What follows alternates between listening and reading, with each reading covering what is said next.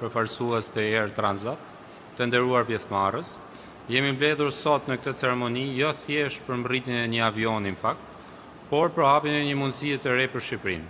Për historinë, për herë të parë në historinë e aviacionit civil shqiptar, një fluturim direkt lidh Kanadan me Shqipërinë, duke krijuar një urë të re mes dy vendeve tona, mes njerëzve tonë, familjeve, bizneseve dhe kulturave tona.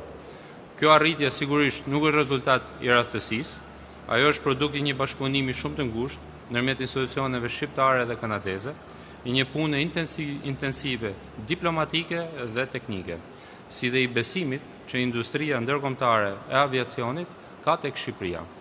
Vetëm pak muaj më parë, kur u shfaq interesi i Air Transat për të operuar fluturime direkte në Shqipëri, ne kuptuam menjëherë rëndësinë strategjike të kësaj mundësie.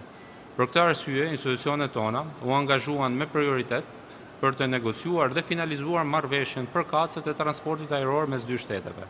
Dhe pikërisht për këtë gjerë dhe rastin për të falendëruar Ministrinë për Europën dhe Punët e Jashtme, Autoritetin e Aviacionit Civil, partnerët tanë kanadez, për dhe gjithë ekspertët që punuan me përkushtim për të bërë të mundur këtë arritje.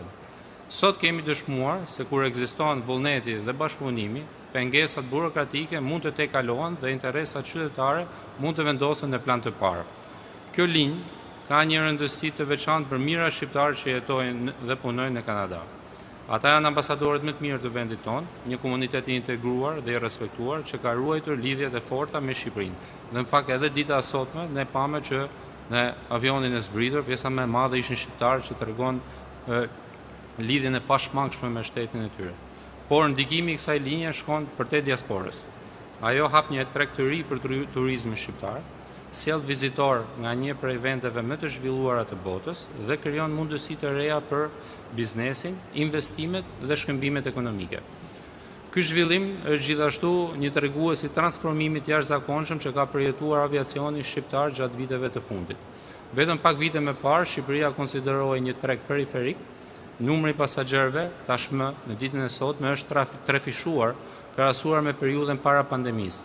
Lidhjet ajrore janë zgjeruar ndjeshëm dhe Shqipëria po bëhet gjithnjë më shumë e aksesshme për qytetarët dhe vizitorët nga gjithë bota. Kjo rritje normalisht nuk do kishte asnjë kuptim pa sigurinë në aeroport. Prandaj kemi investuar paralelisht për forcimin e mbikëqyrjes së aviacionit civil, në përmirësimin e standardeve dhe në harmonizimin me kërkesat europiane dhe ndërkombëtare. Ndërsa shohim drejt së ardhmes, vizioni ynë është i qartë. Më shumë lidhje, më shumë mundësi dhe një aviacion që mbështet zhvillimin ekonomik dhe social të vendit.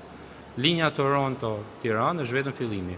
Ne do të vazhdojmë të punojmë me partnerët tanë ndërkombëtar për të zgjeruar rrjetin e destinacioneve, për të rritur kapacitetet infrastrukturore dhe për të siguruar që Shqipëria të mbetet një histori suksesi në aviacionin evropian.